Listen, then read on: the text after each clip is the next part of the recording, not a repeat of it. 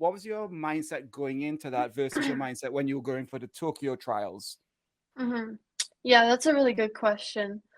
I would say that I felt all the pressure I would feel even if I hadn't qualified for the Wow. team prior.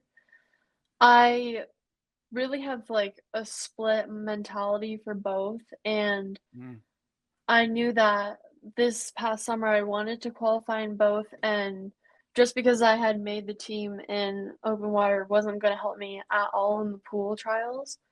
So I didn't think about that really much at all just because, you know, swimming the 400 IM, swimming the 1500 is like it's not gonna help me qualify if in the back of my head I'm telling myself, "Okay, well, don't worry, I've already made the team." Like it mm, didn't like work like that for me.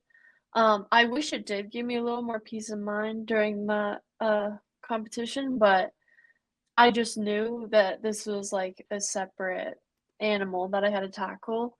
Um, yeah. and I think that compared to the trials for Tokyo, it was similar a little bit in a way where I felt like I had to prove myself still, and I felt like there's just something that I just wanted to show everybody, like, how hard I've been working and, like, what the past months of training had been like for me, and I think that it was very similar to Tokyo in that way where Mm, I knew I could do something, and it didn't work out the way I thought it would in Tokyo at all.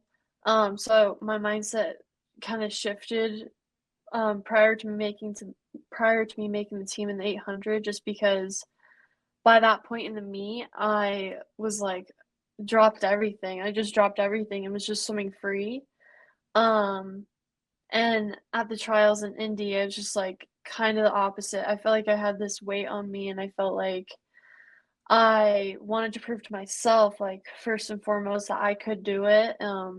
So yeah, it was very different, and I don't think that having had made the team a year before, like, really did anything for me just because or in the pool at least, just mm, because, it's just completely different.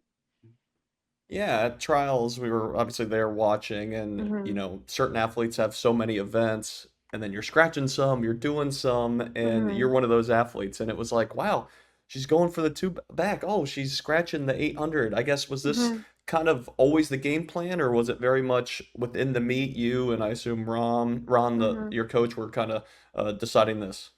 Yeah, it was definitely not something that we hadn't thought about before we got there. My backstroke in training had been really good. I mean, my prime stroke is backstroke. I'm really fond of the 200 backstroke. I compete that race like when we do um like our championship short course meets and everything like that. I race it sometimes a pro series. And so I really like it. It's just like a fun race for me. Um and when we got there and I swam it, the prelims, I was like, "Oh, okay, like that was pretty good." And so Coach Ron and I were talking and we were like talking about the schedule at the Olympics and the lineup for the 800 um was going to kind of conflict with open water and the 400 IM. And so I was like, I didn't want to say to him, what do you think about scratching the 800? But I knew we were both kind of thinking the same thing. We just wanted to take a risk with the 200 back and see how my semifinal went mm, first before we made any final decisions. And I think I went a best time at semifinals. I can't remember, but we were like, oh, okay, this is like going good. Let's just, mhm, scratch the 800 and try for the backstroke because we had nothing to lose. And I have no regrets doing that. I think it was really fun to compete at that level with those girls in the backstroke. And I didn't know if I was gonna do super well in 800, so I just wanted to test the waters a little bit.